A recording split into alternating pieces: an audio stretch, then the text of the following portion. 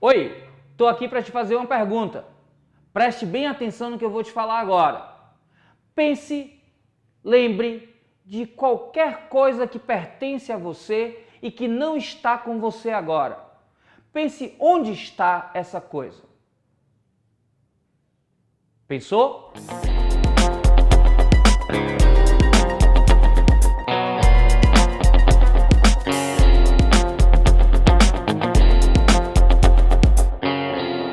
E aí? Lembrou de onde estavam as coisas que eu perguntei? Perceba uma coisa sobre o que eu falei.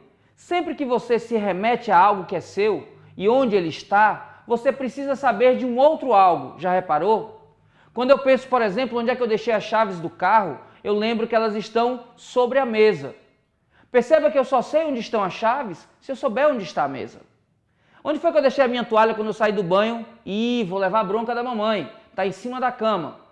Se eu não souber onde está a cama, eu não sei onde está a toalha. Sempre que você tenta localizar algo, perceba isso. Você precisa saber de um outro algo previamente. Não é possível localizar alguma coisa se você não partir de algo que já seja conhecido. Já tinha parado para perguntar sobre isso? Pois é. Quando você parte dessa pergunta, uma coisa passa a ser necessária. E é exatamente sobre isso que a gente vai começar a falar agora. Nosso assunto de hoje começa sobre referencial. Acompanhe a definição de referencial. Para localizarmos um ponto ou corpo qualquer, é preciso o prévio conhecimento da localização de um outro ponto ou corpo ou ainda um sistema de coordenadas, que é escolhido como fixo e que servirá como referência. Esse ponto, corpo ou sistema de coordenadas será o nosso referencial. Viu aí? Então, agora que você sabe o que é referencial, a gente, a partir da definição de referencial, pode definir muitas outras coisas, como, por exemplo, movimento e repouso. Movimento acontece sempre que o corpo muda de posição em relação ao referencial. Atenção! Não necessariamente mudando a distância para ele. Como assim, Ives? É possível mudar de posição sem mudar a distância? Sim, é possível. Imagine, por exemplo, um movimento circular uniforme. A posição ocupada pelo corpo muda a cada instante, contudo, a distância para o centro não. Se o centro for o nosso referencial de observação, a distância será sempre a mesma, embora a posição mude a cada momento. Prestou?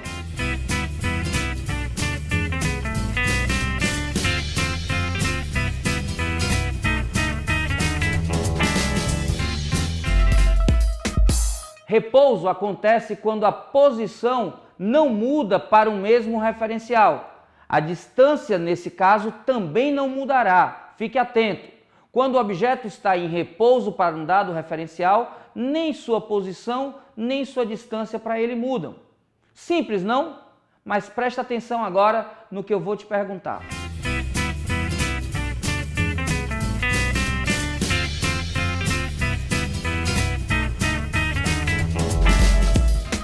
Acompanhe 4 perguntas e responda mentalmente sim ou não. É sim ou não? Nem é nem é não é é sim ou não. Tranquilo? Vai lá, fera, para você. Primeira pergunta. O lápis vermelho está em movimento em relação ao lápis azul? Sim ou não? Tranquilo? Agora eu pergunto. E o lápis azul está em movimento em relação ao lápis vermelho? Sim ou não? Terceira pergunta. O lápis vermelho está em movimento em relação ao lápis azul?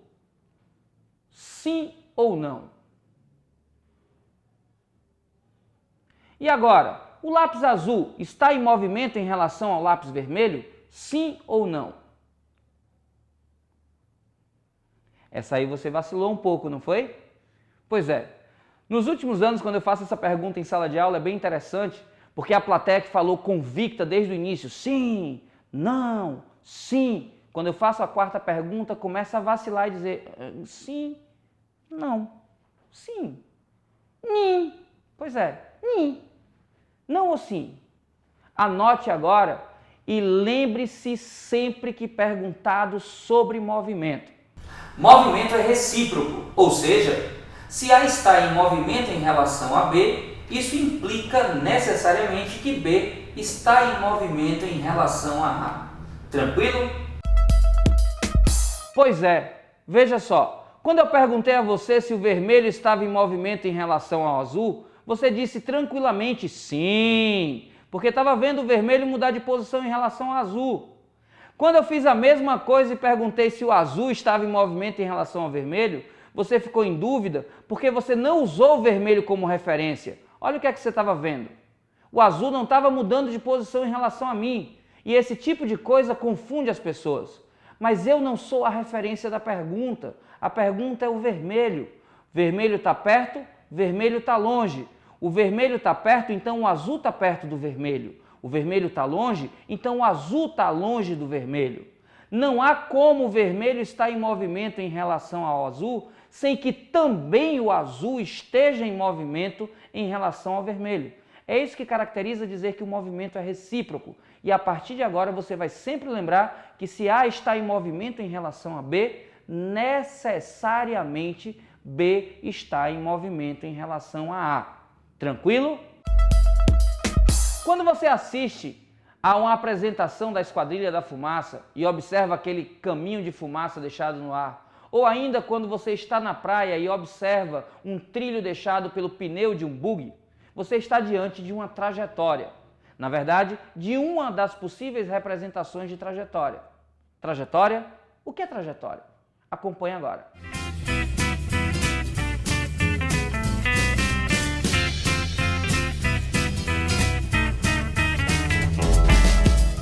Outra classificação que é importante dos corpos é a classificação em partícula ou corpo extenso. Partícula é aquele corpo cujas dimensões podem ser desconsideradas no estudo do seu movimento. Atenção, fera! Desprezíveis as dimensões. Não que ele não as tenha, apenas porque as dimensões são pequenas quando comparadas a outras distâncias envolvidas no processo. Então, uma partícula, partícula, lembra que o sufixo ícula está associado a coisa pequena, como por exemplo em cutícula, cutis ícula, aquela pele pequenininha do lado da unha. A partícula ela pode também ser chamada de ponto material. Ponto por não considerarmos as dimensões. Material porque temos que considerar todas as outras coisas, como massa, energia, temperatura, etc, etc e etc. Que fique claro, o mesmo corpo pode ser partícula ou não. Quando ele tem dimensões que precisam ser consideradas no estudo do movimento, ele passa a ser chamado de corpo extenso. E fique atento agora, fera. No nosso cotidiano, extenso é aquilo que é muito longo ou muito grande. Para a cinemática, extenso vai ser aquele corpo cujas dimensões não podem ser desconsideradas no tipo de movimento que está sendo estudado. Por exemplo, o meu carro, quando em movimento de uma cidade A para uma cidade B, que fica a 500 km de distância, não faz diferença o tamanho dele na hora de analisarmos a velocidade média, a duração da viagem e outras coisas. Contudo, ao chegar na cidade B, se eu precisar fazer uma baliza, por exemplo, ao estacionar eu preciso considerar as dimensões do veículo. Fica a dica para quem está aprendendo a dirigir agora. Sempre compare o seu veículo com a vaga, fera. Se o espaço não cabe o seu carro, não tente acomodá-lo, não vai dar. Na minha época, era preciso que a gente tivesse uma margem de segurança. Me indicava pelo menos um meio metro para frente, meio metro para trás. Algumas pessoas precisam, às vezes, de até 5 metros, mas aí é com cada um. Tranquilo? Então fique atento no que diz aqui a cartela. Veja só como é que um piloto profissional numa competição internacional faz uma baliza. 1, go! Oh, schon ein dynamischer Antritt.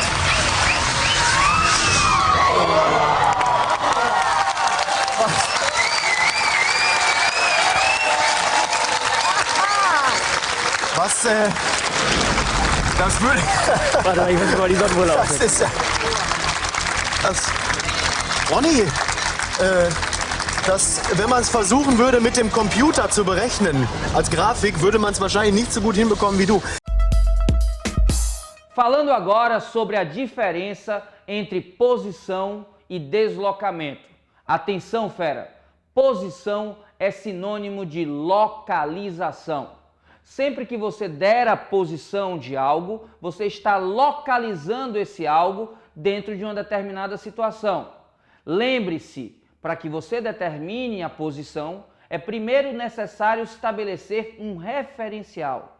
A partir de um referencial conhecido, seja ele um ponto, seja ele um sistema de coordenadas, você vai poder localizar um ponto. Atenção a uma dica importante. Para cada dimensão, você precisa de uma informação. Imagine a situação. Eu estou viajando pela BR-116 e num determinado momento meu carro dá um problema e eu preciso acionar a seguradora para buscar o meu carro. Como eu estou na BR-116, basta que eu dê uma informação para que ele me localize. Você é capaz de dizer que informação é essa? Pois é, basta que eu diga em qual quilômetro dentro da BR eu me encontro. E a partir dessa informação é possível me localizar. Agora imagine que ao invés de carro eu resolvi ir de lancha. E aí eu estou passeando mar aberto com a minha lancha e num determinado momento eu preciso me comunicar para localizar a minha posição. Nesse momento eu posso passar via rádio duas informações, latitude e longitude. E a partir dessas duas informações eu fico localizado. Perceba, eu estou sobre a superfície de um planeta. A superfície é área. A área tem duas dimensões. Para cada dimensão, uma informação. Se eu precisar localizar algo que também esteja a uma determinada altura a partir de um referencial, eu vou precisar de uma terceira informação. Por exemplo, para localizar o topo da minha cabeça no estúdio agora. Eu posso tomar uma das paredes como referência, traçar linhas que me localizam em relação às paredes e a partir do solo traçar uma terceira informação que dê a altura ou cota vertical da minha cabeça. Para cada dimensão, uma informação. É assim que você localiza. Lembrando que posição é o mesmo que localização. Bora resumir isso aí facinho para você? Acompanha.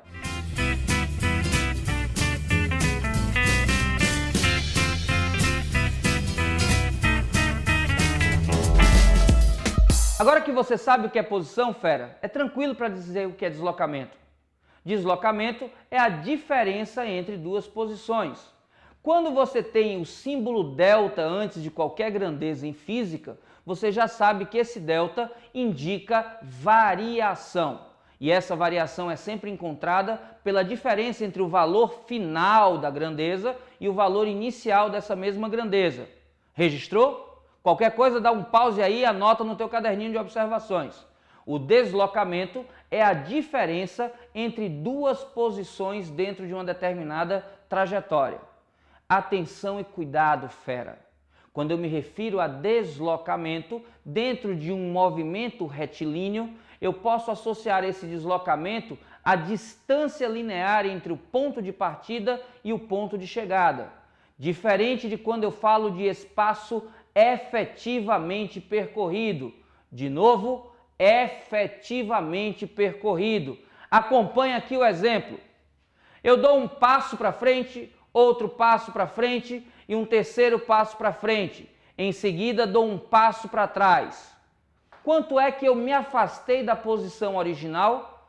3 para frente e 1 para trás. Eu estou a 2 passos de distância da minha posição original. Isso corresponde ao meu deslocamento.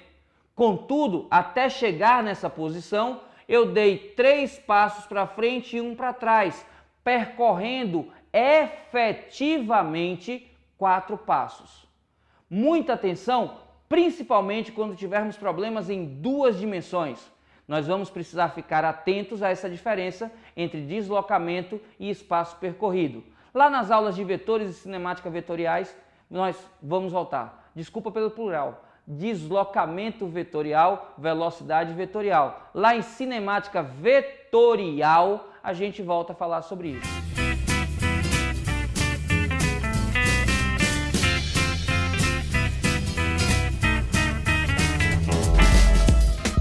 Para Para fechar essa aula, pessoal, é importante que a gente entenda a diferença entre instante e intervalo de tempo.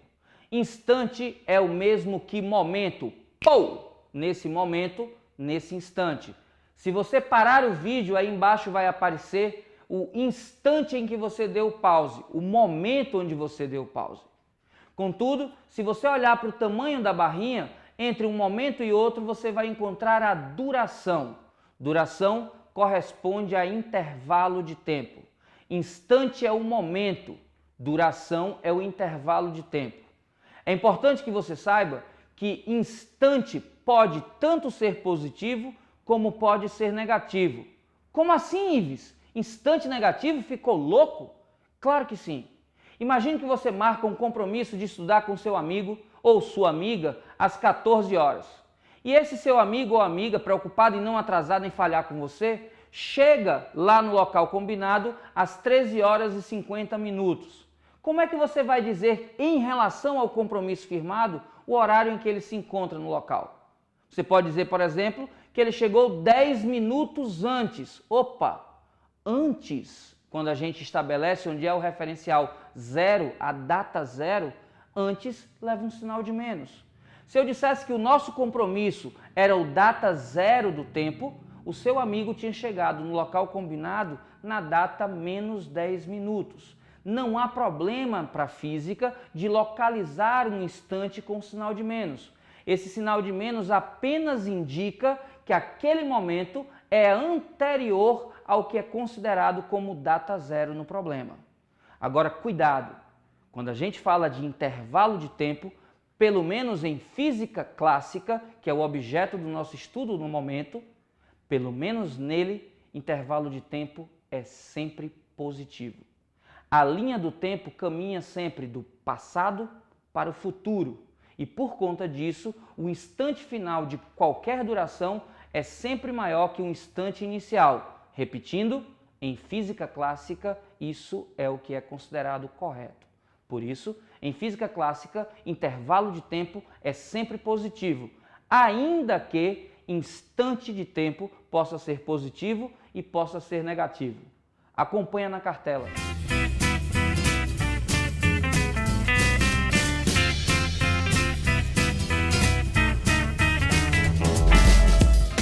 E aí, tranquilo? Compreendeu tudo que foi falado na aula de hoje?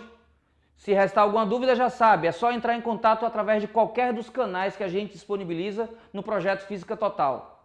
O que é que achou da videoaula? Gostou? Então dá uma força para o projeto, dá um joinha, divulgue com seus amigos nas redes sociais.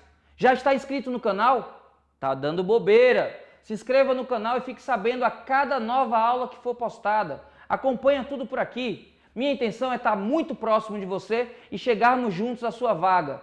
Conte comigo, vamos juntos. Lembre que você pode.